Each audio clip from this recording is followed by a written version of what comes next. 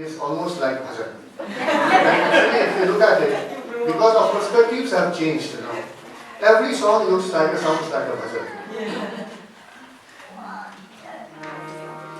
There were beautiful moments that I thought I should share with you, wherein Swami told us very profound things in very simple terms.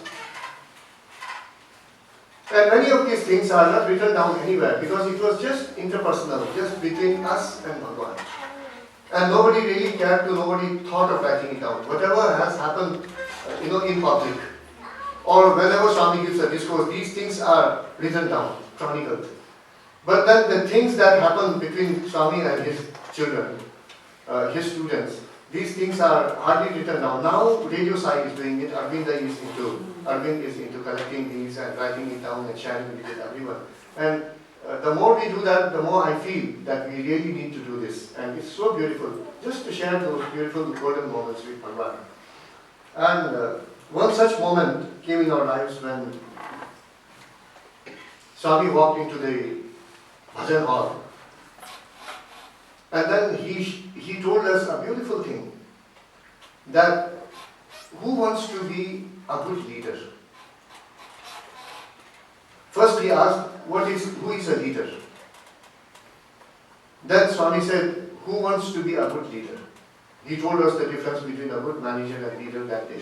He said, the one who had the vision to construct this temple in the wilderness. Prashanti Lila must have been a total wilderness once upon a time.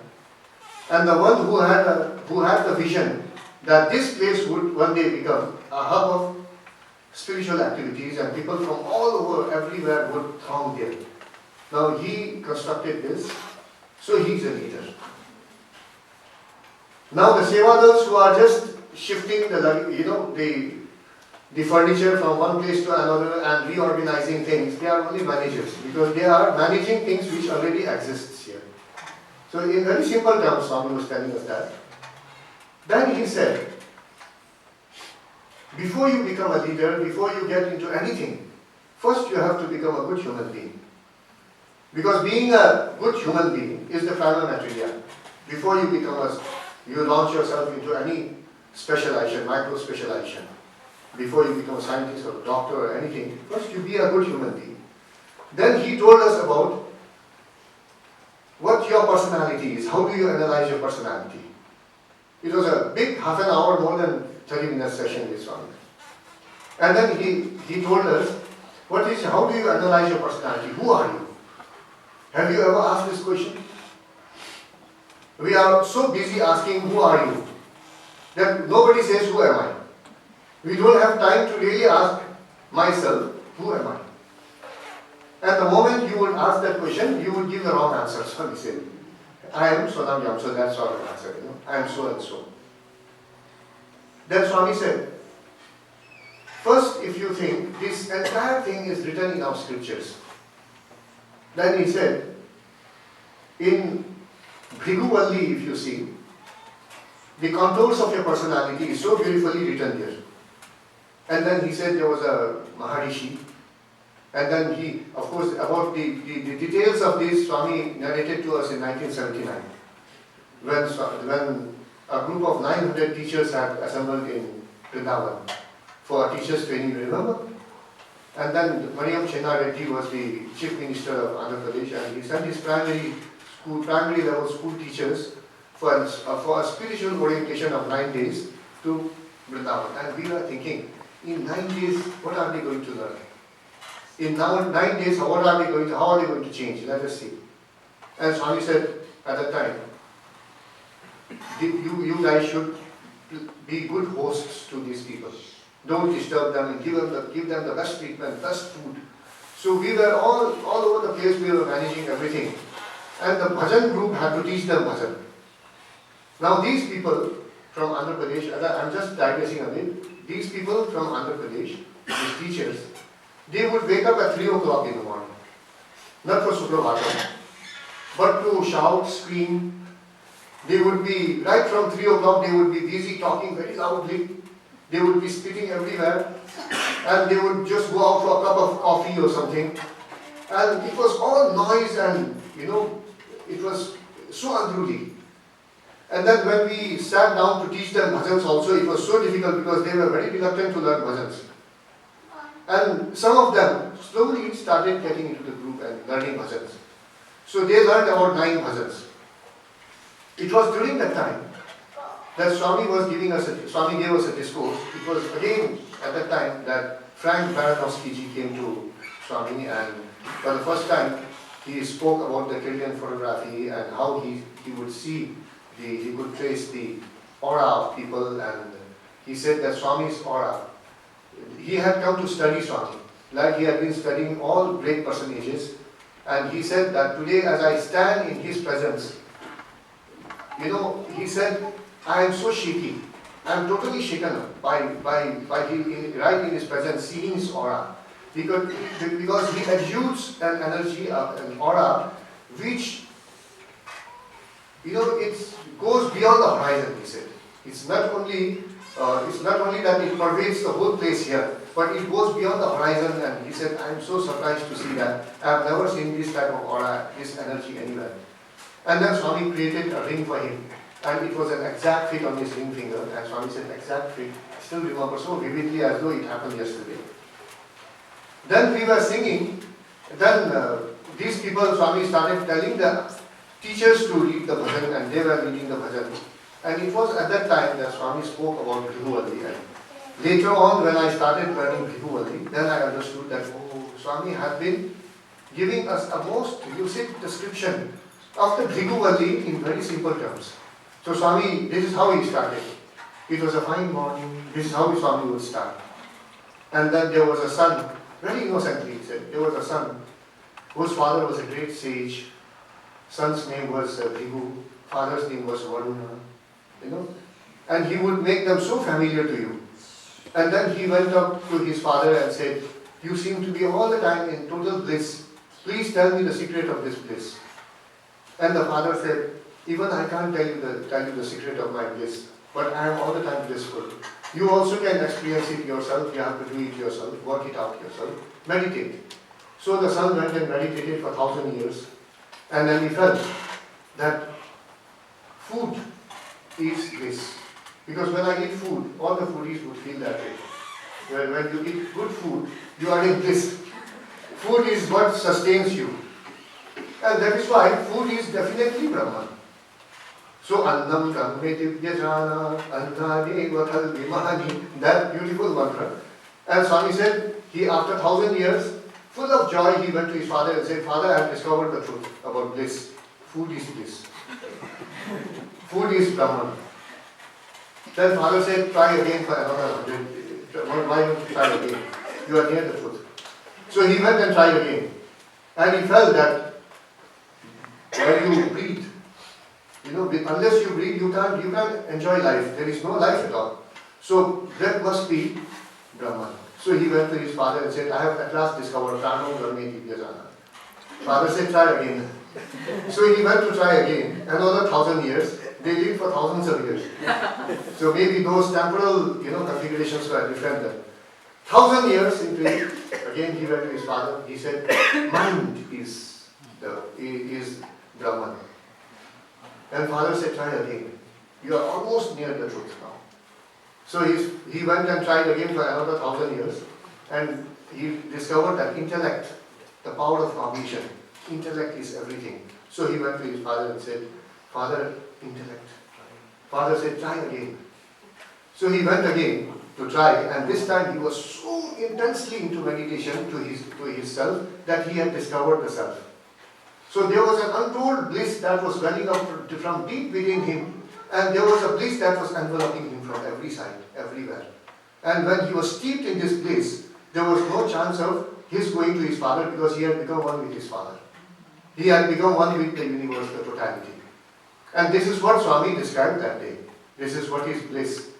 So these are so many years after that, when he was telling us in the prayer room, in short, in an abridged way, Swami told us that these 5 sheets are the 5 different sheets of your personality. Have you ever thought by that only grooming up your face, making your face and wearing good clothes, and then making up your face, good hairstyle, is that all about your personality? Good lipstick, and then some good earrings. All those alankar, does that really groom you up properly as a man with a good personality? Then Swami said, you have to be perfect at all the levels and transcend the intellect, level of the intellect also. So your personality pervades all these different levels of your personality. You are there at every level. You are in your wakeful state, you are at the dream state, the subconscious state, you are at the conscious state, the superconscious state, you are there. Then Swami said, for instance, when you sleep and when you dream, who is there to dream? Who is the dreamer? Because in the morning you wake up and then you talk about the dream. I had a fantastic dream last night. I had become so and so. I met so and so. You talk about the dream, Swami said. So who dreamt? Who was the dreamer? You. So I is there also at that level. I dreamt. Then I, in the wakeful state, I had this experience. And at the, sometimes you don't dream at all, Swami said. You sleep such a blissful sleep. And then you wake up and say, I'm feeling so fresh today because I didn't dream last night. Because in the dream state, normally we are disturbed, Sometimes the dreams are nightmarish.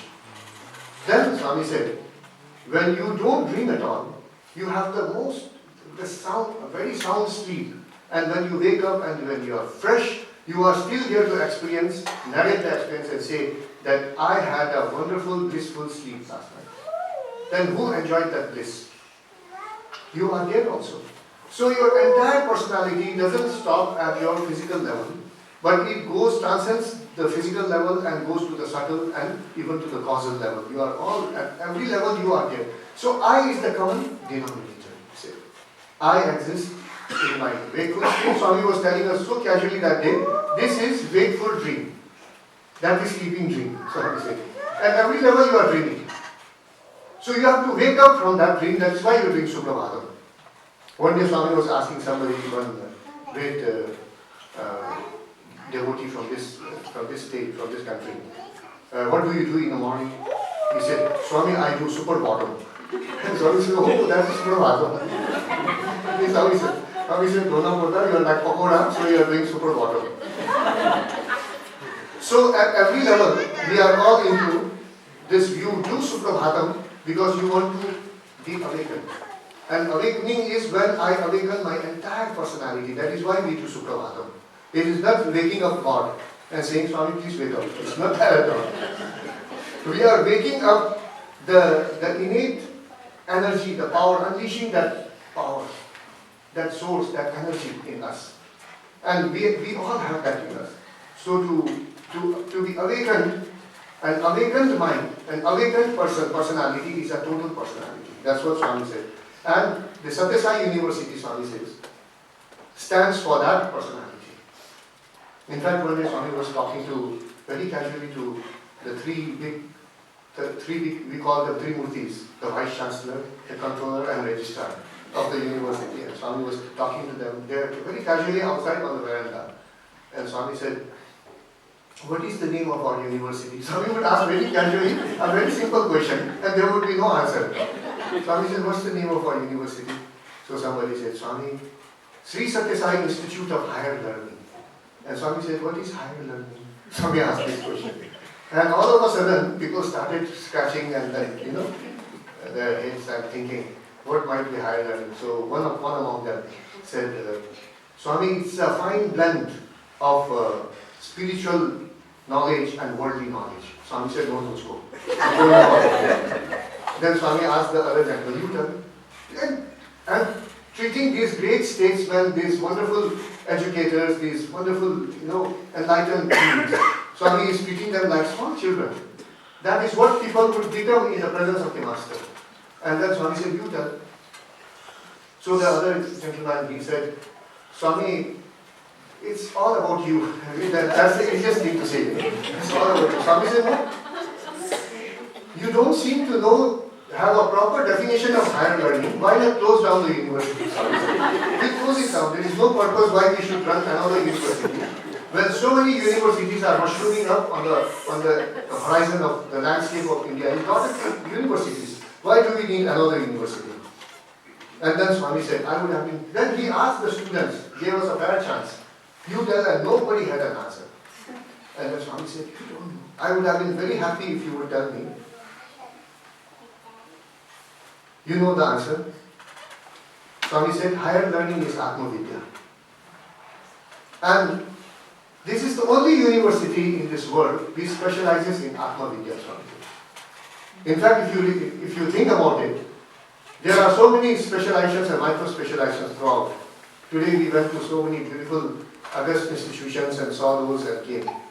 But then there is no university in this world which really specializes in Atma Vidya. Swami said this university stands for Atma Vidya. And that day when he was telling us about the microanalysis of the human personality, he was telling us about the Atma Vidya. But he didn't stop there.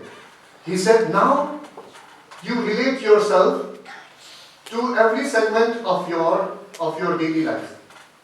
Now that having really found the locus of your personality, now I know that I am not only the body, but then I go up to that long stretch.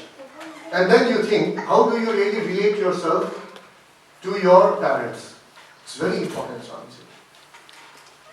In many households, many families, there are problems with children because of this. That children are unable to relate themselves to the parents properly. They don't know what they are doing, what they are speaking. So Swami said, if you want to really grow up in your stature in life, first relate yourself to your parents and see how you are behaving. And then you relate yourself to your siblings. Relate yourself to your community, your school, then the society, then your nation. And then relate yourself to the whole world and think about the biodiversity around you. How do you really relate yourself to these? And then how do you really coexist? And then ultimately relate yourself to the whole universe. And suddenly, Swami said, you will find that the whole universe is in you. That day, Swami said, it was a beautiful, wonderful exposition. And he said, now when you relate yourself to the whole universe and start finding the universe in you, then he said, Chandrama manaso jataha chakshu surjo pachayata. He said, Chandrama manaso jataha. The sun and the moon are there in you. Ida Pingala is your sun and moon. Pingala is the sun, solar, energy in you, and the lunar energy in you is Ida. And then Swami said, all the five elements are in you. Then he asked some of the students to enunciate, to say how the elements are there. So Swami said, is there fire in you? Swami asked one student. And the student said, yes, Swami. In what way? So he said, Swami, sometimes I feel the heat, Swami. Fever and all that. Swami said, oh, that's not the answer. When you feel hungry, what do you feel? Jatharagni. When you are in love, what do you feel? Premagni. When you are angry, what do you feel? Krodhagni. And Swami would say, and sometimes when you are, off the track, what do you feel? Swami said, Kamagni. So all are different forms of Agni, and the same Agni as Vaishwanar digests your food. That is why you always say, Aham Vaishwanaru Bhutva. Vaishwanar is that Agni. So it's there in the pit of your stomach, and it's there always the whole system, because there is fire in you, you are living, and when you die, you become cold. There is no fire in you, left in you anymore. No heat in you anymore. And then Swami said, wind is there in you. All the boys enunciated how he breathes and all that. Then Swami said, what about the skin?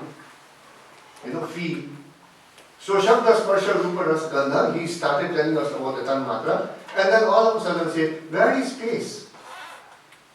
Now we talk about the five elements. Then you discover the five elements in us. Then Swami said, how do you discover the space in you? Where is the space? And the boys were totally blank about it. Because you don't know where the space is. Then somebody said, Swami, my mind. Swami said, no. The heart is the region of your space, where you accommodate everything. Then the first thing is you should be grateful to God that you are given the privilege to occupy a certain space.